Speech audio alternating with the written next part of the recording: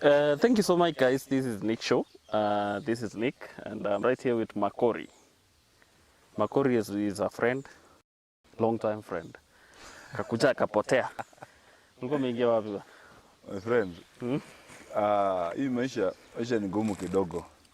Nilishindwa kuishi Eldoret. What happened, bwana? Eldoret is a very nice place. Eldoret is good, yes, but just a call. Left Eldoret, sahi na sunguka Kenya. Yeah, I'm no longer having a town to stay. So in sasa tuseme naishi this town. However, my family stays at Kitale. Kitale. Yeah, that's what I call home. Maybe before we go there, yes, you can do some brief introduction. Who is Makori? Yeah, I was looking for your poster, but you can tell us who is Makori, right? Makori has got several colors to say. Makori is a family man, first and foremost. Fears God, family man, father, and that's to say I'm a husband. Yeah. By path, I'm a marketer. By path, I'm a marketer. Okay. Professionally, I'm a public relations officer. Okay. Yeah. Where do you come from, Makori? I'm born and raised at Gusii region. That's in the Sotik scheme. Sotik scheme comprises of two tribes. That's the Kipsigis and the Kisii. I come from the Kisii side. Kisii side, Gamama. Gamama, yeah. Gamama. I'm your uncle. By the way, you're supposed now to start slaughtering a goat for me. Yes. That one we can arrange, no problem. Yeah. Born and raised in Kisii. Yes. And where did you go to school, maybe? Is it group of schools? You know, how can I really say? And life growing up was funny. I went to Riangombe Primary School. Riangombe. Those is translated as Riangombe, not Riara group of schools. Not Riara, no. Riangombe Primary School. I went to St. Thomas More Riangombe Secondary School. Later on, I joined college. Studied in LFTTI. Eldoret. That's a story of its own. And later on, Laikipia University. Oh, okay. Yes. That's nice. Yeah. Public relation. That's now doing business administration, moreover comprising of public relations. Oh, okay. Yeah. All right. Maybe you should tell us, like, when growing up in Gusii, those hills down there. How was life down there? No, let me converse here. Life wasn't easy. Life wasn't easy. I'm born in a family of 5 siblings. However, I'm told one passed on before we were born. But I still recognize that I had a brother who is late. That makes 6 or No, 5. Okay. I'm having my sister who is married now. She's a big mama. I'm having my elder brother. And I'm having as well my twin brother, whom we are not identical. We're fraternal twins. Like I can say 90% we resemble. 90%. 90% what we do, things here and there. He is also a marketer. He is, yeah. He is. He's a marketer. Okay. Yeah, he's a marketer. But he dropped out. I think he missed out to maintain himself as life is. Yeah, sure. Ako Nairobi too. There's this slogan people using on a hustle. Ako Nairobi anatafuta. Yeah, I remember class 8. He was in class 8. He was index 11 during his time. I was index 12. When exams were out, I defeated him with 2 marks. But remember, we didn't do KCB or KCC the same year. Yeah. Masomo ilikuwa ngumu. It was a little bit bright than me. So ikabidi nikabaki kidogo. Though I was sickly, I'm told when I was in class 4, I was life wasn't easy kidogo. So sickly. So it was in front of you. No, yeah, it was in front of me. Yeah. Okay. Most of the things was in front of me. Yeah. Yeah, that one made me now to be the last born of the family. Yeah. So currently I'm regarded as the pure last born. Yeah. Wow. Yeah, How is life being the last born? No, you know, we have two things when you're at the last born. Growing up, when you're the last born, you enjoy. But now, if you are the last born, you happen you're the one who had seen the doors of the college, university, you're working, you're driving. It will be very tough to be the last born. Yeah. You see, you are liked by your parents. For the fact you uko nayo, na sisemi hivyo kwamba naringa, it's tough to be the last born. It's extremely tough. At some point, your siblings feel like you are favored. Yeah, Najua vitu vizuri zikikuja, inaanzia kwako. Inaanzia mtoto and all that, yeah? Yes, si unaona mtoto and all that. Kuna mtu, it's really a joke, it's a meme, and I saw it somewhere. I don't know if you believe in them. Like mwanaume utaanzia wapi kwa last born, you know? You know, this is what there are some things I say in life. To be a makori and to be a last born is a tough thing. I tell my friends, try to be a makori. Even now this morning, coming here, I spoke with my immediate colleague, a friend here in town. And actually even he told me this thing yesterday. There's been a greatest challenge on my line of duty. Been telling them, my colleagues in management, tell them, you know, you guys, I'm having it very tough. Sometimes to be a makori is not easy. I was the first one to castigate. I said, hapana, now, let me give you 3-4 months. I'll try to make you a makori. He received one call to be a makori. What makori does and the approach he has towards life and everything, it's very tough to be a makori. If you try to be a makori, 5%, you'll go far. Wow. You'll go far. Back to being makori. Yes. It's extremely tough to be makori. That's why now I'm ready now to give my story. To be makori is not easy.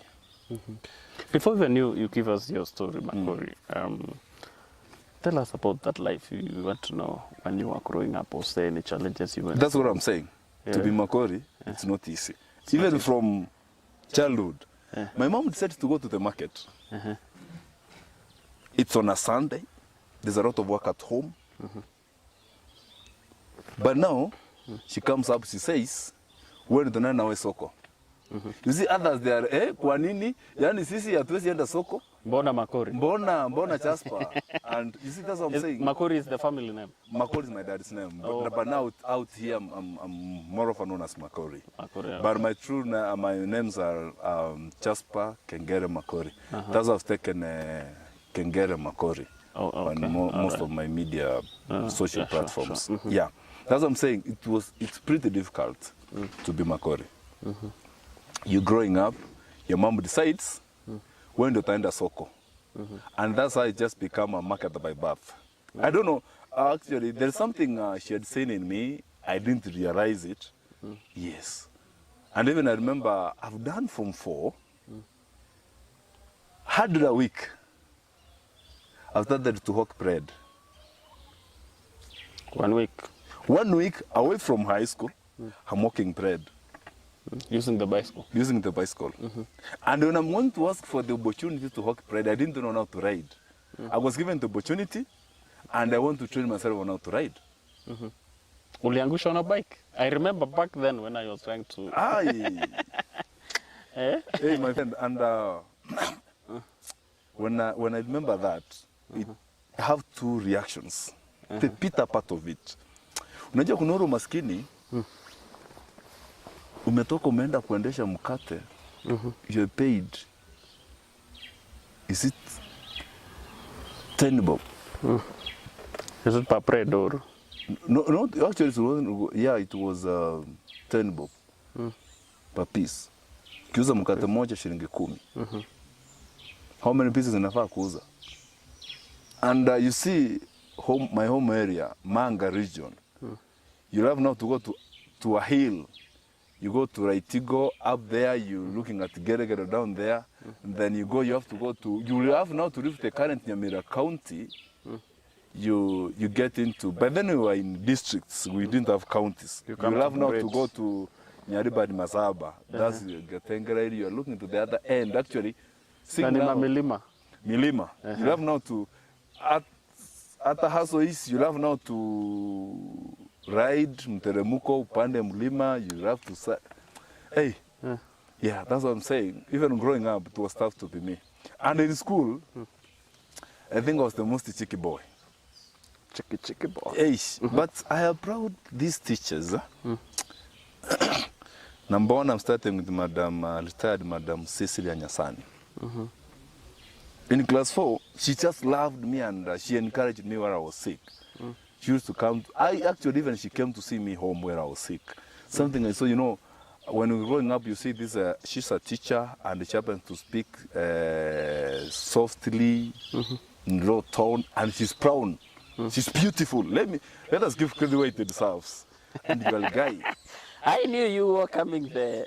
Yes, and that's not the time I started to see some people laugh. And I'm proud Madam Josephine Mangoa. By then, my GHCCRE and the Kiswahili teacher. By then, I remember class. Which year was that? Long time ago. Nikitambo. 90? Can I say 2000? 2000. Yeah. That is, you were in class? 2000 I was in class 5. Class 5, 2000. Class 4 or something like that, because I did no. Your KCB? No. Which year? I did my KCB 2002. 2002. Oh, okay. You see, it was 98 towards there. This madam, she can send away every pupil who has not paid prep fee, but she can dare leave me in class. And when I ask her why, indirectly in my heart, there's something she saw in me. One day she told me, Omoisio ya yanko gendorado, we kijana utaenda mbali. Omosio? Omoisia. Omoisia. Those times, they never mattered. And now, I remember in class 8, I remember Mr. John Matiangi, the former Nati treasurer. He's in class teaching me mathematics. And they shout, class 8 is next to the offices. He shouts to Madam Esther in office, Madam, who is the class prefect of this class? Makori. And I was surprised, just from nowhere. Actually, she's identified me to be the class prefect against all the odds. I didn't see leadership in me. I didn't see how it was to happen. But it happened. And you became the class prefect. I came, you know, being a class prefect in class 8, it was the greatest achievement ever, a dream come through. You are as powerful as the school head boy. Yes, because by then the head boy comes from that class. But now you see you're powerful. I remember once we did our exams, we are done. Now we're having the last assembly. That's the last parade, the so-called parade by then. Then now the late Mwalim, Lawrence Excel, the principal, the head teacher, gave me a chance to talk. I didn't know what to talk, but I remember it was spoken and there was a lot of claps. And even I remember, it's now my teacher, Mr. Unyanja Kennedy, who was my invigilator from a neighboring school. But he is my neighbor at home. After that one, he came and greeted me, spoke with me, told me, make sure you don't become a .com boy, you'll go far. And as I'm talking, he's my neighbor. I'm living with him in Kitale. Right my now. home, my home, let me say my home, and his home is 100 meters apart. I met him, there's an evening when I met him, because when I went there to the region, to the area, I was told there is a Mr. Unyanja here. Najua mkipatana mtapendana. Those were the welcoming And remarks. you didn't know that? I knew Mr. Ken went to Kitale. But I didn't know where Ken is staying in Kitale. The only person I knew is his brother, Simeon. Then now, an evening, just parked my car and I said, no, let me have a walk in this center here. if I can be able to meet him. Now I've given hope from the point I'm told he sits. I said I'll not call him. I want to meet him physically. And then I just found him walking. We embraced and I felt home up to now. Yes. And that evening I told him, Uncle, I remember what you told me when I did my class 8. Now going to high school, life became tough. I'm in Form 1. My twin brother is in Form 3. My elder brother is in Form. My twin brother Form 2. My elder brother in Form 3. So 3. Three of us. But I thank my aunt Anne, sister to my dad, who made sure that we've gone through high school. If it wasn't for her, actually even I could have not been here. She seriously made sure that we've gone to school. She did what she had to do, and I'm proud my principal, Mr. Churias Nyantika, who did actually what he had to do to have us in school. And there's this personal friend of mine, is now, I believe, should be head teacher, if not a principal, Mr. Michael Tia, was a lawyer teacher, was teaching me Swahili. He loved me. In school, just teachers loved me just like that. I didn't have any problem. And of course, like my aunt, who is now the current principal in Nyamauga Girls, Madam Ellen Ondigi. She can come to class, look at me. There's a time she decided to come to class to talk to me. Only me and the whole class. And I felt so much irritated. And guys, Madam Wapa, me Madam umenionea in my heart. But I can tell you, one day I was with Mr. Kimani.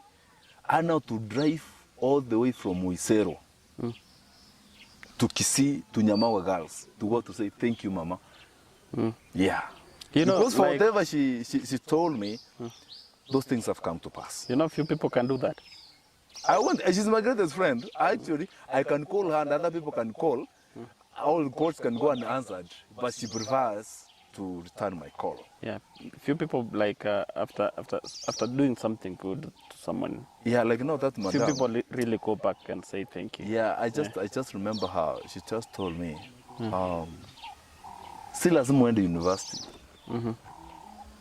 but you've got a life to live. And it was, and that's what I'm saying. Being a makori, it was tough. In high school, we are in our second week. Now we had a problem serving lunch. Our lady serving us, by then the matron, in quotes, the matron. But now we used to know that it's matron, but the cook, Mama Grace. She's my mother as well. Mother to Daniel, who is a teacher, my greatest friend. Tunakula pamoja, tunatembea pamoja. I drive him, he drives me. She had a problem serving us. Why? According to her, usually from ones who are number one going to serve. Now from twos when they come, she can't serve my twin brother. For one, unarudia. Unarudia wewe bwana. Umwana yenga kiwanja ndio mtoto kwa nini unanisumbua hivi? Then she went and reported us to the principal, Mr. Churias. She just said makori ananisumbua. Now Mr. Nyantika comes to class and picks me up to office. Ai. By then, Mr. Nyantika waja juu tulikuwa tunamuita mawe yangu. Sasa mawe yangu was tough on me, but with a small mbao. Nilichapa sana.